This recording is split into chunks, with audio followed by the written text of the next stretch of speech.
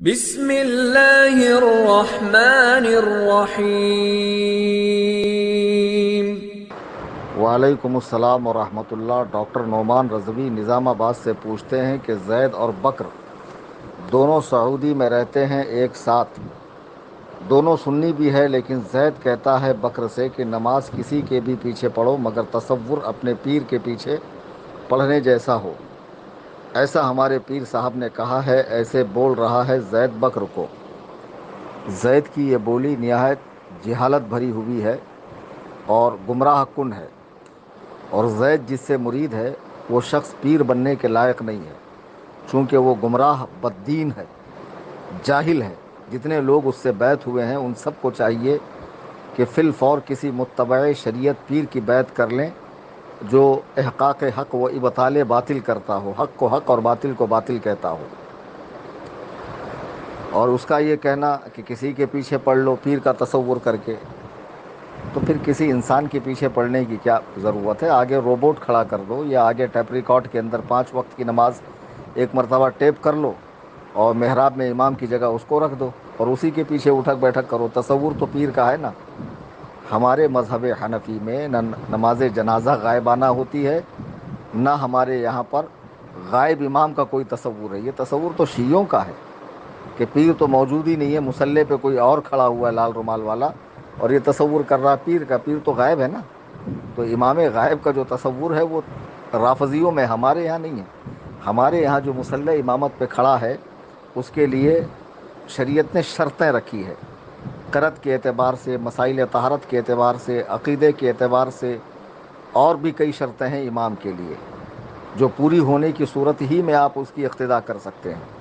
اس کا پیر اتنا بڑا جاہل ہے کہ اسے یہ تک نہیں معلوم کہ قرآن میں رب نے کیا فرمایا، حضور نے احادیث مبارکہ میں حضور کے ارشادات کیا ہیں، اور اللہ کے حبیب علیہ الصلاۃ والسلام نے یہ جو فرمایا کہ میری امت 73 فرقوں میں بٹیں گی جس میں 72 جہنمی، ایک جنتی ہوگا، اور ان 72 میں جو ہلکے درجے کے یعنی بد مذہب ہیں ان کے تعلق سے حضور فرماتے ہیں کہ ان کی مجلس میں مت بیٹھو، انہیں سلام مت کرو، ان کے ساتھ نکاح مت کرو، بیمار پڑ جائیں تو دیکھنے مت جاؤ، مر جائے تو جنازے میں شرکت نہ کرو، نہ ان کے لیے دعائے مغفرت کی اجازت ہے۔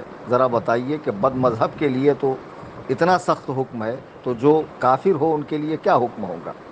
کہ جن کے عقیدے یہ ہیں کہ حضور مر کے مٹی میں مل گئے، حضور کو پیٹھ پیچھے کی خبر نہیں ہے، کسی شے کا اختیار نہیں ہے، اپنی بیٹی تک کے کام نہیں آ سکتے ہیں، حضور کا مقام و مرتبہ بڑے بھائی کی طرح یا معاذ اللہ گاؤں کے چودھری کی طرح ہے۔ یہ سب گمراہ عقائد رکھنے والے امام کے پیچھے نماز کیسے ہوں گے؟ کیا ہر مسجد مسجد ہے؟ کیا ہر امام امام ہے؟ کیا اس کے پیر نے یہ نہیں پڑھا کہ حضور نے مسجد نبوی سے چند منافقین کو نکالا تو انہوں نے بستی سے باہر ایک مسجد بنائی، اور جب حضور کا وہاں گزر ہوا آپ نے دیکھا تو پوچھا یہ نیا مکان کیسا ہے؟ تو ان منافقین نے کہا جو ضعیف ہیں، معذور ہیں، کمزور ہیں، آپ کی مسجد تک نہیں آ سکتے، ان کے لیے یہ مسجد ہم نے بنائی ہے تاکہ ان کے لیے آسانی ہو۔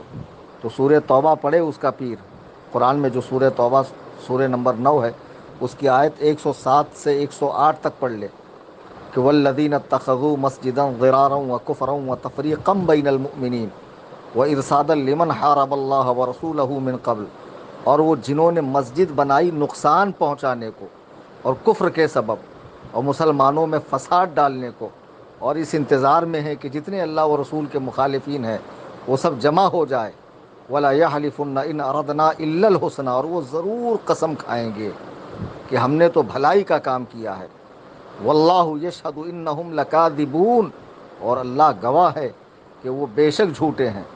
لا تقم فیہ ابدا، اے محبوب اس مسجد میں کھڑے تک مت ہونا۔ کیا یہ قرآن کا ارشاد نہیں ہے؟ کیا قرآن کریم کی آیت منسوخ ہے معاذ اللہ؟ یا قرآن کریم میں اب موجود نہیں ہے، نکال دی گئی ہے؟ کیا حماقت بھری بات ہے کہ ایسی مسجد کہ جس کی بنیاد حب خدا اور بغض نبی میں رکھی جائے، اس میں اللہ تعالیٰ حضور سے فرما رہا لا تقم فیہ ابدا، آپ اس میں کبھی کھڑے مت ہونا۔ یہ نہیں کہ صرف آج کھڑے مت ہونا، ابدا ہمیشہ کھڑے مت ہونا۔ تو حضور علیہ الصلوۃ والسلام نے صحابہ سے لکڑیاں منگوا کے اس نئے مکان کو جسے مسجد کا نام دیا جا رہا تھا چلا دیا۔ تو کیا کہیں گے زید کے پیر صاحب حضور کے اس عمل پر؟ اور پھر حضور کا اپنے مسجد سے منافقین کو نکال دینا جمعہ کے روز، ہے کہ نہیں یہ حدیث پاک کے اندر؟ عجیب بات ہے، کسی کے پیچھے نماز پڑھ لو تو ضرور زید کا جو پیر ہے وہ قادیانیوں کے پیچھے بھی نماز پڑھ سکتا. قادیانی بھی اپنے آپ کو مسلمان کہتے ہیں، مذہب حنفی کا پابند کہتے ہیں، وہ کہتے ہیں اپنے آپ کو. اور پوری امت کے تمام جتنے کلمہ گو ہیں ان سب فرقوں کے علماء نے قادیانیوں کو بالاتفاق کافر قرار دیا، اور شیعوں پہ بھی جو ہے کفر کا اتفاق ہو گیا ہے. تو زید کا پیر جو ہے وہ یا قادیانیوں کے پیچھے بھی نماز پڑھتا ہوگا اور شیعوں کے پیچھے بھی نماز پڑھتا ہوگا. وہ اپنے پیر کا تصور کر کے پڑھتا ہوگا، یہ اپنے پیر کا تصور کر کے پڑھ رہا ہے. کیا دین کا تماشا بنا دیا؟ دین تمہارے پیر کے کہنے سے چلے گا؟ تمہارے بابا جی کے کہنے سے چلے گا؟ دین مدون ہو چکا ہے، ارشادات محفوظ ہو چکے ہیں، قرآن ترتیب پا چکا ہے، احادیث مبارکہ کی ترتیب ہو چکی ہے، مذہب حنفی بن چکا ہے، اور 1400 سالوں سے امت جو عقائد رکھتی ہے وہی عقائد رکھنے کی صورت میں، وہی اسی طریقے سے عبادت کرنے کی صورت میں، انہی معمولات پر گامزن رہنے کی صورت میں آپ صحیح معنوں میں سنی کہلاؤں گے، ورنہ ٹنی کہلاؤں گے.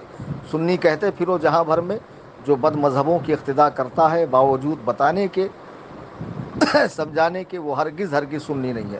اللہ نے عقل سلیم دی ہے تو ایسے جاہل پیر کو جھٹک دے اور جو متبع شریعت پیر ہے اس کے دامن سے وابستہ ہو.